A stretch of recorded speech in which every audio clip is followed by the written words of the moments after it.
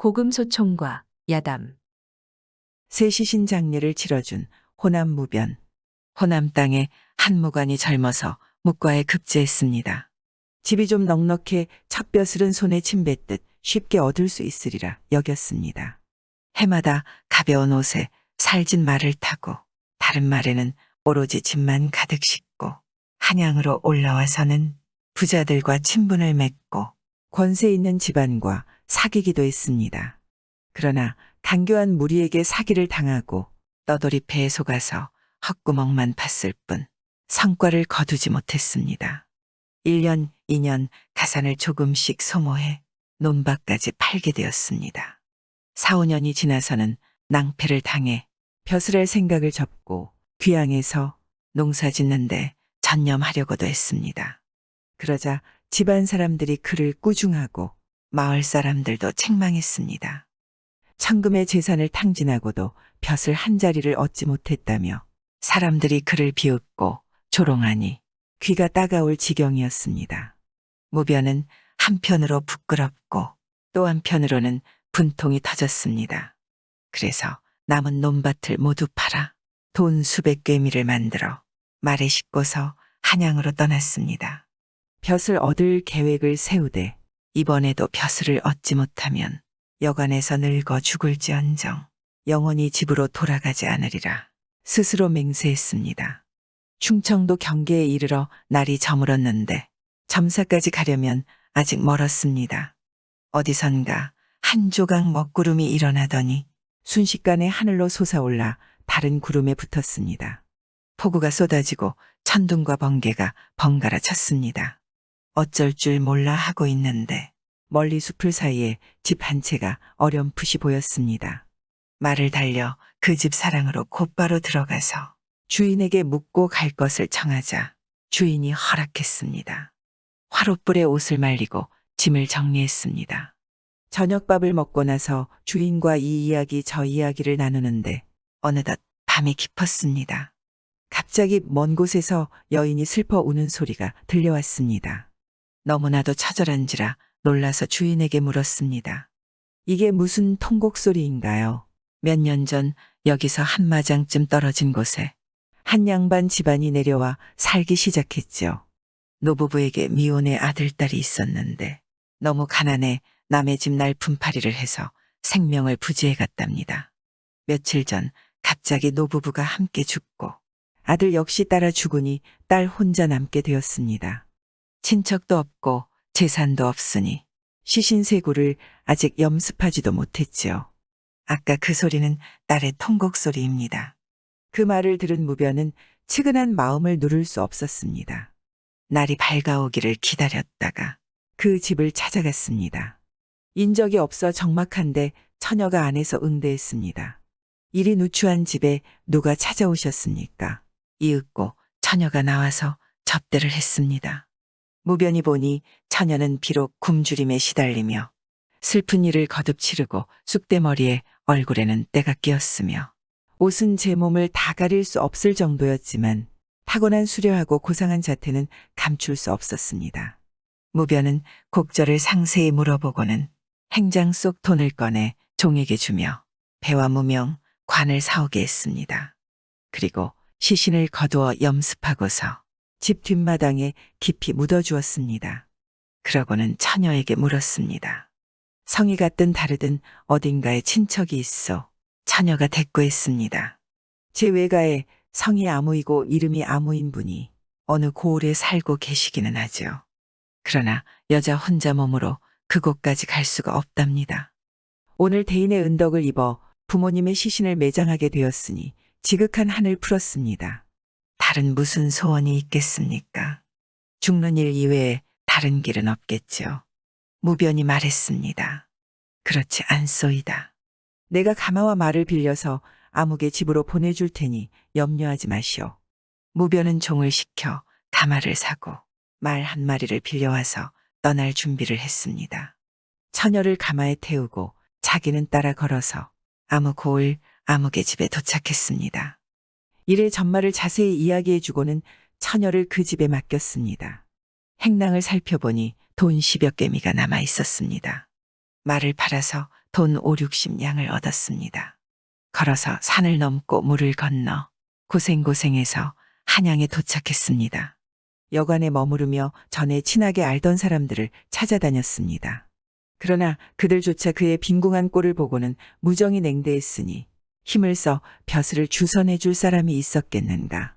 무변은 활 쏘는 재주가 모자랐고 과거 이외의 특별 채용 시험도 거론할 경우가 아니었습니다. 또 그를 끌어줄 연줄도 없으니 관직의 후보자로 추천하는 일도 기대하기 어려웠습니다. 다만 사람들을 따라가 병조판서에게 명함만 내밀고 한 차례 사정을 아뢰어 부탁하고 돌아왔을 뿐입니다. 그 애를 이같이 보내고 다음에도 이와 다르지 않으니 어느덧 5, 6년이 흘러갔습니다. 약간 있던 여비는 이미 바닥을 보였습니다. 먹는 거 신랑은 여러 해 동안 주인과 손님의 의리를 내세워 외상으로 먹을 수 있었지만 의복만은 얻어 입을 수가 없었습니다. 낙향하고자 해도 돌아갈 면목이 없었고 노잣돈을 마련할 수도 없었습니다. 누각에 올랐는데 누가 사다리를 치워버린 꼴이라 진퇴의곡에서 빠져나올 도리가 없었습니다. 다시 한 번 더 병조판서를 직접 뵙고 원통한 사정을 아뢰고자 했습니다. 하지만 병조판서가 때마침 사정이 생겨서 명함을 받아보지도 않으니 손님으로 아랠 길도 보이지 않았습니다. 그때 병조판서의 아버지 동지공이 8순을 넘겼지만 기력이 아직도 왕성해 뒷사랑에 계시다는 소문을 들었습니다. 무변은 궁지에 몰려 돌아갈 곳도 없어 그 노인과 교제할 계책을 세웠습니다. 그러나 매우 엄하게 문을 지키고 있고 다니는 길이 서로 어긋나 하루 종일 방황했지만 역시 어찌할 수가 없었습니다. 날이 어두워져 대문 안에들이 고요해지기를 기다렸습니다. 사람들이 다 사라진 것을 확인하고 나서 번개같이 대문 안으로 들어가 빈 행랑 안에 몸을 숨겼습니다. 동지공이 거처하는 사랑은 더욱 깊은 곳에 있어 그곳으로 가는 문과 길조차 알아내기가 어려웠습니다. 사람이 사라진 틈을 엿보아 몰래 살피니 새로 지은 담이 있는데 그리 높아 보이지는 않았습니다. 이미 화살을 활시 위에 걸었으니 쏘지 않을 수 없다고 생각했습니다. 몸을 날려 담장을 뛰어넘어 들어갔습니다. 어두운 곳을 힐끗 보니 그곳이 바로 사랑이었습니다. 촛불 켜진 방 안은 밝은데 사람의 소리가 들리지 않아 적막했습니다. 잠시 후 방문이 열리고 사람 발소리가 들리는 듯했습니다. 때는 삼경이라 달빛은 마당을 반쯤 비추고 있었습니다. 무변은 깊고 어두운 곳에 몸을 숨기고 엎드려 살폈습니다. 얼굴이 번드르르한 백발노인이 지팡이를 짚고 내려와서 마당과 계단 사이를 배회했습니다. 무변은 그가 동지공이 틀림없다고 판단하고 벼랑간 뛰쳐나가 마당가에 엎드렸습니다. 노인은 뜻밖의 그를 맞닥뜨려 깜짝 놀라서 물었습니다. 너는 뭐하는 사람인가? 무슨 까닭으로 이곳까지 왔느냐? 필시 좀도둑 무리도다. 무변이 모르는 체하며 말했습니다. 소인은 전라도 아무읍에 살며 묵과에 급제하고 아직 벼슬길에 오르지 못한 사람 아무개입니다. 과거에 급제한 지 몇 년이 되었는데도 아주 적은 녹봉도 받아보지 못하고 한양을 오가느라 가산만 탕진했습니다. 부모를 섬기고 처자식을 보살피는 것도 뜻대로 되지 않았지요. 고향을 버리고 부모 곁을 떠난 지 벌써 몇 해가 지났습니다. 고향으로 돌아가고 싶은 마음 간절하지만 노잣돈을 마련할 길조차 없었습니다. 객점에서 빌어먹고 있으니 그 어렵고 고달픈 사연을 어찌 다 말할 수 있겠습니까? 가만히 들어보니 대감이 자리에 오르신 뒤로 공도를 크게 넓혀 누명을 써서 억울하거나 오래도록 벼슬이 오르지 않은 사람들을 모두 구제해 주셨다 했습니다. 소인도 일단 사정이라도 하소연해 보려 했습니다만 문을 매우 엄하게 지키고 있으니 명함을 드릴 수도 없어 그걸 가지고 배회한 지가 며칠이나 되었습니다. 사정이 절박한지라 만번 죽어 마땅할 계획을 세웠습니다. 감히 담을 넘어와 몸을 드러내 보이는 일을 저질렀으니 죽을 죄를 지었나이다.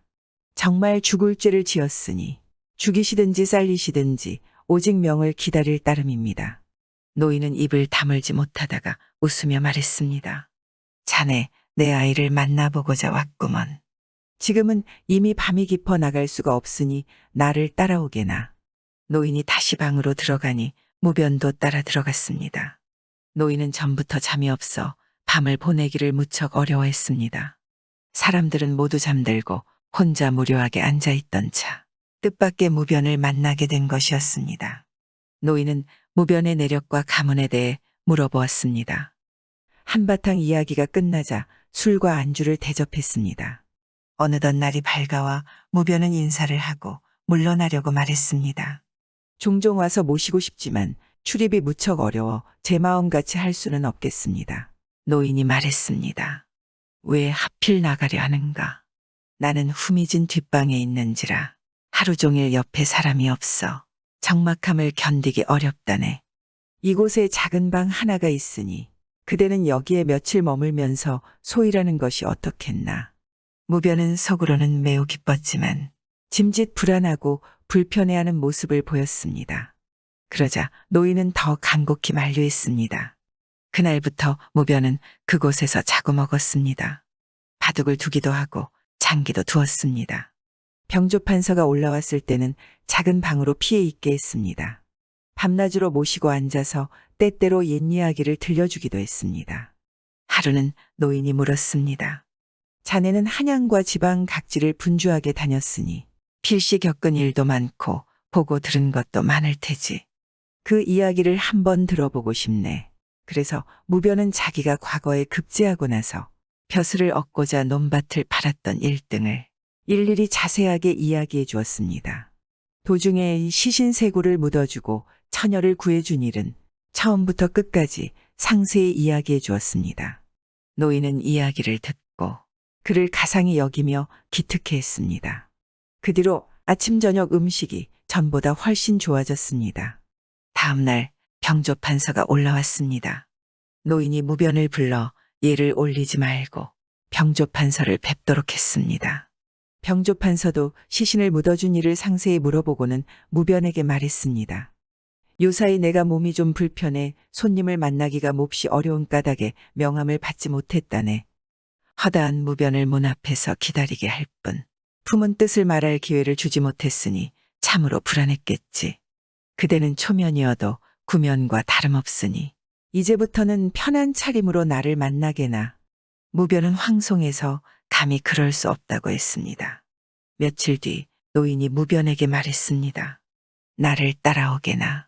동원을 지나 계단을 오르고 복도를 걸어가서는 몇 번 돌아서 어느 방에 이르러 자리를 잡고 앉았습니다.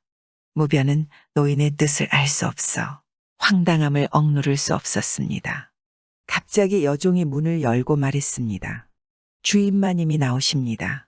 무변은 놀라움과 당혹감을 금치 못했습니다. 황급히 일어나 뒤로 멈칫멈칫 물러나려 하니 노인이 말했습니다. 놀라지 말고 편안히 앉아 있게나. 무변은 더욱 당황했지만 도망칠 수도 없었습니다. 다만 손을 마주잡고 머리를 수그린 채 몸을 웅크리고 꿇어앉아 있을 뿐이었습니다. 성대하게 단장한 부인이 문으로 들어와서 무변에게 절을 올렸습니다. 무변은 더욱더 황공하여 어찌할 바를 몰랐습니다. 허둥지둥 자리에서 일어나 담내로 절을 했을 뿐 감히 눈을 돌려 쳐다볼 수가 없었습니다. 부인이 말했습니다. 대인께서는 소녀를 모르시겠나요? 대인은 아무년 아무 군에서 있었던 일을 기억하지 못하시나요?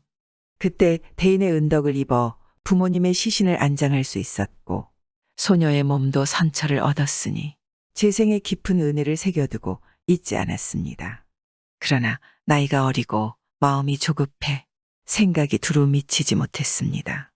대인의 거주지와 성함을 알아두지 못한 것이죠. 자나깨나 보답하고픈 생각이 들었지만 계신 곳과 성함을 알 수 없으니 보은의 길이 끊겨 은혜를 저버린 허물이 참으로 컸습니다. 다행히도 하늘의 신령들이 함께 도와 기회를 마련해 주셔서 이 기이한 만남이 이루어졌습니다.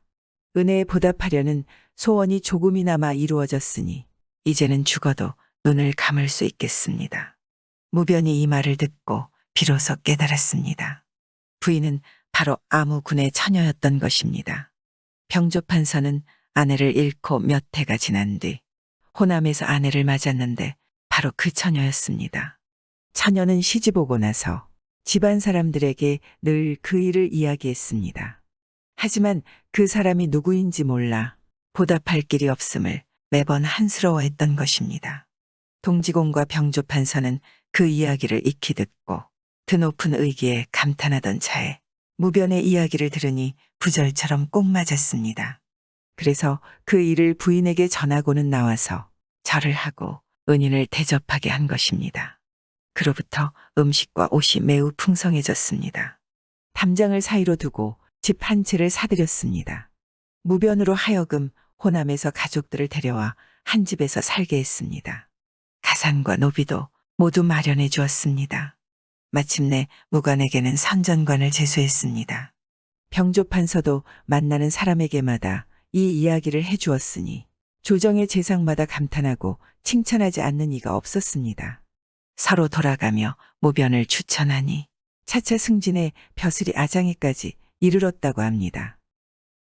효부에 감동한 장인 윤씨 부인은 어떤 벼슬을 한 아무개의 딸로 참판 유한소의 손자며느리가 되었습니다. 유씨 집안에 시집 온 지 얼마 안 되어 과부가 되었는데 그때 나이가 겨우 18살이었습니다. 다른 형제자매나 조카가 없어 혈혈단신이었습니다. 하루는 문득 이런 생각을 했습니다. 시댁양대의 묘지에 비석도 상석도 없다. 집안일을 주관하는 사람도 없는데 만일 내가 하루아침에 죽게 된다면 부탁할 곳도 없어질 거야.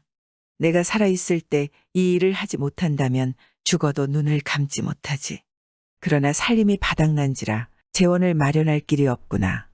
마침내 바느질과 길쌈 등 날품을 파는 데 뜻을 두고 부지런히 일했으며 잠시도 생각이 흐트러지지 않았습니다.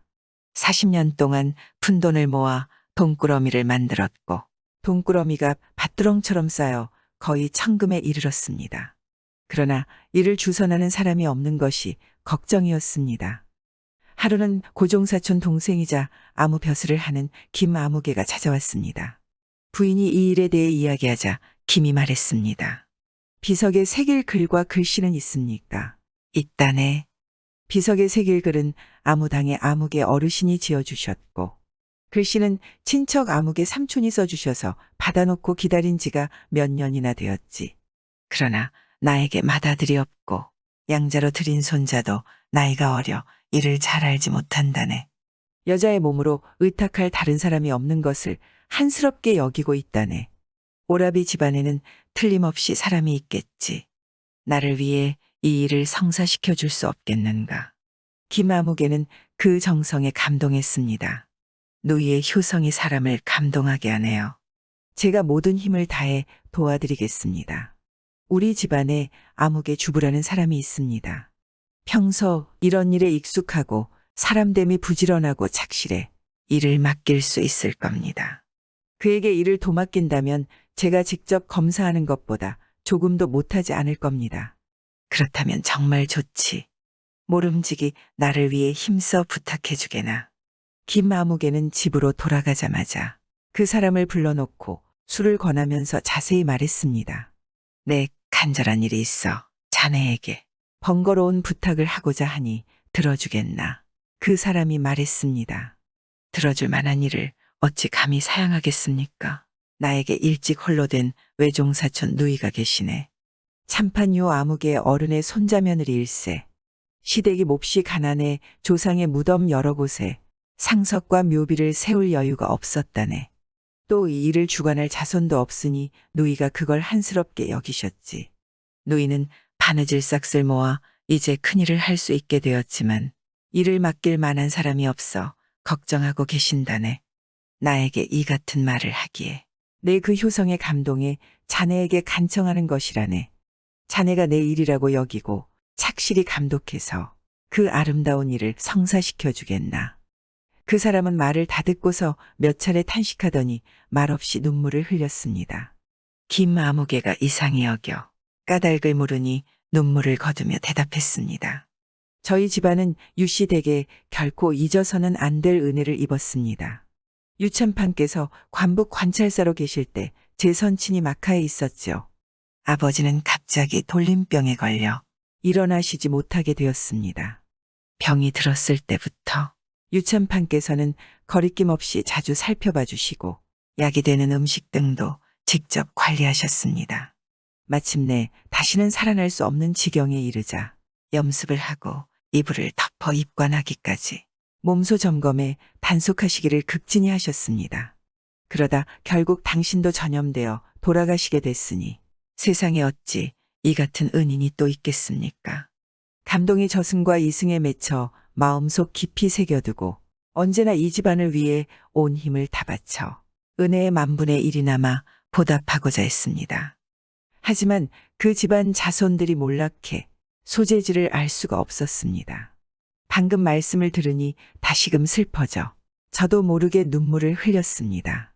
저는 이 집안의 일을 위해서라면 물불에 뛰어드는 것도 피하지 않을 텐데 하물며 이처럼 작은 일에 어찌 온 힘을 다하지 않겠습니까? 김아무개가 말했습니다. 일이 맞아떨어진 것이 정말 우연이 아닐세. 이제 내 누이가 평생의 소원을 이루게 되었고 자네 역시 보은의 길을 얻었네. 이건 하늘이 일이 되도록 시킨 게야. 반드시 그 집으로 가서 내 말을 내간에 전하고 선대의 일 역시 상세하게 말해주게나. 그리고 온 힘을 다해 보살펴 일을 성사시켜주게. 그 사람이 그렇게 하겠다고 대답하고 즉시 그 집으로 가서 양손자 유씨를 만났습니다. 그리고 은혜를 잊고 잊지 못한 일을 말하고 또 김아무개의 말을 전했습니다. 부인도 듣고는 무척 기뻐하며 말했습니다. 일이 매우 기이하니 어찌 하늘의 뜻이 아니겠어요. 마침내 그에게 비석 세우는 일을 모두 맡겼습니다. 그 사람은 한편으로 보온의 중요성을 생각하고 다른 한편으로는 정성스러운 효성의 간절함에 감동해 자기 일처럼 여겼습니다. 말을 빌리는 돈과 노자를 스스로 마련해 왕래하고 객지에 묻기도 하면서 정성과 힘을 다해서 처음부터 끝까지 검사하고 감독했습니다. 또 모든 장인에게 부인이 빈손으로 집안을 꾸려온 정성에 대해 이야기해 주었습니다. 이런 효부는 옛날에도 보기 드물었을 것이네. 이런 사연을 듣고 감동하지 않을 사람이 어디 있겠는가. 자네들도 떳떳한 마음을 지녔다면 어찌 감동하는 뜻이 없겠는가. 보통 하는 일처럼 여기지 말고 모름지기 도와준다는 뜻으로 제반 공사 비용을 절반으로 해주게나. 장인들도 역시 감동한 얼굴로 감탄하며 말했습니다. 말씀이 참으로 옳습니다. 소인들이 효부 집안의 일에 어찌 돈에 많고 적음을 논하겠습니까? 모두 반감만 받겠습니다. 마침내 두 무덤 앞에 비석을 세우고 새 무덤 앞에는 상석을 설치했습니다. 그러자 부인이 말했습니다. 50년 소원이 오늘 아침에야 비로소 이루어졌습니다. 이제는 죽어서 눈을 감을 수 있겠습니다. 그로부터 몇 년 뒤 부인의 손자가 점점 자라 젊은 나이에 급제했으니 바로 유진호입니다. 부인도 병 없이 그 영화로움을 보게 되었습니다. 이는 부인의 지극한 효성이 하늘을 감동시켜 이룬 경사라 하겠습니다. 도적들을 양민으로 만든 진사. 영남에 한 진사가 있었는데 문장과 지략으로 도내의 칭찬이 자자해서 모두 도원수 감이라 했습니다. 어느 날 어둑어둑할 무렵 때마침 혼자 앉아 있는데 어떤 사람이 준말을 타고 건장한 종을 거느리고 와서는 인사를 건네며 말했습니다. 나는 만리박 섬에 살고 있소이다. 우리 무리가 수천 명은 되지요. 천성이 불행하여 남의 남은 물건을 취하고 남이 쌓아놓은 재물과 음식과 옷을 사용합니다. 모두 남의 물건에 의지해 살아가는 셈이죠. 우리를 지휘하고 통솔하던 분으로는 대원수 딱 한 분이 계셨는데 돌아가셔서 장례를 겨우 끝냈습니다. 대원수가 진무하던 곳이 갑자기 비니 마치 용이 죽자 호랑이가 가버린 것과 흡사합니다. 삼천 무리가 산만해지고 기울도 없어져 농사도 장사도 못하니 살아갈 길이 막막해졌습니다. 그러던 중 조카께서 불세출의 지혜를 쌓아 사람을 구제할 재주가 있으시다는 소문을 듣고서 오늘 내가 이렇게 왔소이다. 다름이 아니라 오직 조카를 맞이해 대원수의 자리에 앉히고자 하는데 조카의 뜻은 어떠하신지요? 혹시라도 주저하신다면 입막음은 손바닥 뒤집기보다 쉽지요. 그러고는 긴 칼을 뽑아 바짝 다가서서 위협을 하는 것이었습니다. 진사는 생각했습니다. 사족 출신인 내가 도적의 두목이 된다는 것은 치욕이 아닐 수 없다. 그러나 장사의 칼에 죽기보다는 잠시 몸과 이름을 욕되게 할지라도 눈앞에 화를 모면하고 또 흉악한 무리를 교화한다면 이 또한 임기응변으로 중용을 얻는 게 아닐까. 마침내 제안을 흔쾌하게 받아들였습니다. 그러자 그 사람은 자기를 소인이라 지칭했습니다. 창밖에 있던 종에게 밖에 메어둔 말을 끌고 오라고 명령했습니다. 본래 2마리 말을 끌고 와서는 1마리만 밖에 메어두었던 것입니다. 진사에게 말에 오르라 청하고는 말고삐를 나란히 해서 출발했는데 빠르기가 회오리바람 같았습니다. 잠시 후 바닷가에 도착하니 크고 붉은 배 한 척이 기다리고 있었습니다. 말에서 내려 배에 올랐습니다. 배는 나는 듯 빠르게 달렸습니다. 한 섬에 이르러 배에서 내렸습니다. 성곽과 누각이 완연 가명의 병영 같았습니다. 그런 다음 가마에 올라앉으니 앞뒤에서 호의를 했습니다. 큰 대문 안으로 들어가 대청 가운데에 있는 의자에 앉았습니다. 무리 수천 명이 차례대로 아련했습니다. 예를 마치자 큰 탁자 위에 차와 음식이 올라왔습니다.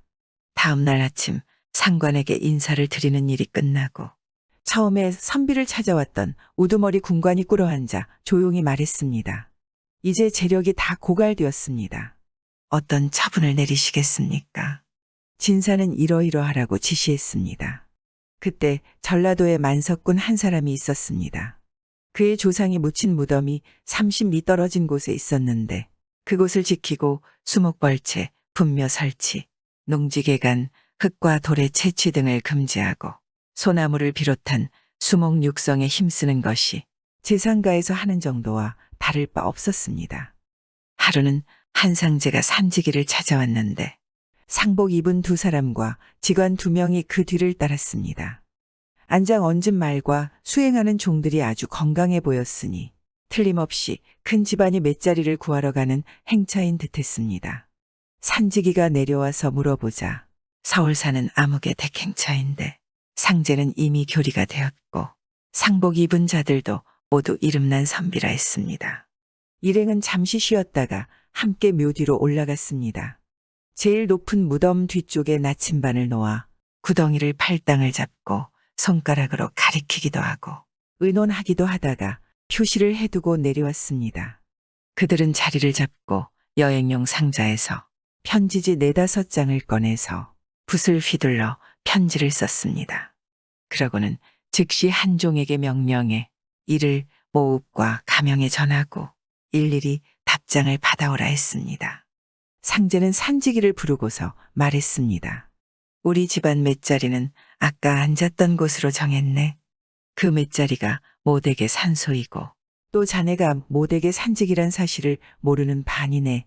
그러나 산을 쓰고 못 쓰고는 저쪽과 우리 쪽 세력에 강하고 약함에 있으니 자네가 알 바 아니지. 장사 지낼 날을 모일로 정했으니 술과 음식을 준비해 주게. 먼저 30금을 줄 테니 이것으로 쌀을 구해 술을 빚어놓고 기다려 주게나. 그러고는 즉시 말을 달려 사라졌습니다. 산지기는 거절하고자 했지만 어쩔 수 없었습니다. 곧바로 산주인 댁으로 달려가 사실을 알렸습니다. 산주인이 웃으며 말했습니다. 그자가 비록 힘있는 집안이라지만 내가 막는다면 어찌 감히 무덤을 쓸 수 있겠는가. 그자가 장례를 지내는 날에 내가 이리저리 할 테니 너희는 다른 곳에 나가지 말고 기다리고 있어라. 그날 아침이 되자 산주인은 집안 장정 700여 명과 풍문을 듣고 모인 사방심리한 소작인 500~600명을 거느리고는 각각 새끼줄 하나와 몽둥이 하나를 지니게 하고 산소로 향했습니다. 온산 온들판이 백이행군으로 덮였습니다. 산 위에 멈추고는 집에서 빚어온 술을 마시게 하며 진을 치고 기다렸습니다. 하루 종일 아무것도 보이지 않았는데 삼경이 지날 즈음 저 멀리 횃불 만여 개가 넓은 들판 끝에서부터 이어져 왔습니다. 상여 소리가 하늘을 찌르니 그 기세는 군사 만 명이 몰려오는 듯했습니다. 서로 바라다 보이는 거리이지만 뚜렷이 볼 수는 없는 곳에다 상여를 내려놓았습니다. 산 위에 있는 군사들이 모두 일어나 신발을 신고 몽둥이를 들고는 용기를 북돋우고 팔을 뽐내며 기다렸습니다. 한나절이 지나니 시끌벅적한 소리가 점차 줄어들고 불빛도 사라져 마치 사람이 없는 듯했습니다. 산 위에 있는 군사들이 이를 이상하게 여기고는 급히 내려가 살펴보게 했습니다. 과연 사람이 한 명도 없고 불은 모두 나뭇가지 하나에 4~5개씩 달린 횃불뿐이었습니다. 이 사태를 급히 보고하니 산주인은 크게 깨달은 바가 있어 외쳤습니다. 우리 집 재산과 곡식을 모두 잃어버렸구나. 대군을 이끌고 급히 달려가 보니 다행스럽게도 다친 사람은 없었지만 집안 재물은 남은 게 없었습니다. 이는 동쪽을 친다고 해놓고 서쪽을 치는 원수의 전략이었던 것입니다. 진사는 재물을 모두 약탈해 오고 다음날 술을 빚고 소를 잡아 도적들을 실컷 먹였습니다. 이번에 얻은 재물과 창고 안에 재물을 꺼내 앞마당에 쌓아두었습니다. 셈을 잘하는 사람으로 하여금 많고 적음을 계산해 3,000명에게 나눠주도록 하니 각 사람에게 100여 금씩 돌아갔습니다. 진사는 이에 전령 한 장을 돌아가며 보게 하고는 타일렀습니다. 사람이 짐승과 다른 이유는 오륜과 사단이 있기 때문이다. 너희는 교화가 미치지 못하는 곳에 사는 완고한 백성으로 바다 가운데 있는 섬에 숨어 살면서 부모와 이별하고 나라를 떠났다. 일하지 않고 입고 먹으며 약탈해서 삶을 도모하고 남의 물건 빼앗는 것을 업으로 삼으니 불러 모은 무리가 몇 명인지 알 수 없고 재앙을 일으켜온 횟수가 몇 년인지 알 수 없다. 내가 이곳에 온 것은 너희를 도와 악행을 저지르기 위해서가 아니라 너희를 교화해서 착한 사람으로 돌아가게 하기 위해서다. 비록 잘못이 있다 하더라도 그것을 고치는 일은 귀하다. 지금부터 얼굴을 바꾸고 마음을 새로이 하여 동서남북 각각 고향으로 돌아가 부모를 봉양하고 산소를 지키며 성인의 교화에 목욕 재개하고 낭민의 영역으로 돌아간다면 어찌 바다 위 불안당과 비교할 수 있겠는가. 또한 나눠준 재물은 한 집안의 재산이 될 만하니 어찌 농사 짓거나 장사할 미천이 없다고 걱정할 필요가 있겠는가. 이에 무리가 일시에 머리를 조아리고 감사해하며 말했습니다. 꼭 분부대로 하겠나이다. 그중 명령을 따르지 않는 한두 놈은 즉시 굴령으로 목을 베었습니다. 성곽과 집을 불지르며 3천 무리를 이끌고 바다를 건너 육지로 나와서는 모두 고향으로 돌려보냈습니다. 진사 자신은 조용히 집으로 돌아왔는데 집을 떠난 지 한 달 반 만이었습니다. 인근에 사는 사람들이 와서 물으면 그 사이 한양을 다녀왔다고 대답했다 합니다. 구독과 좋아요, 알람 설정 부탁드리옵니다.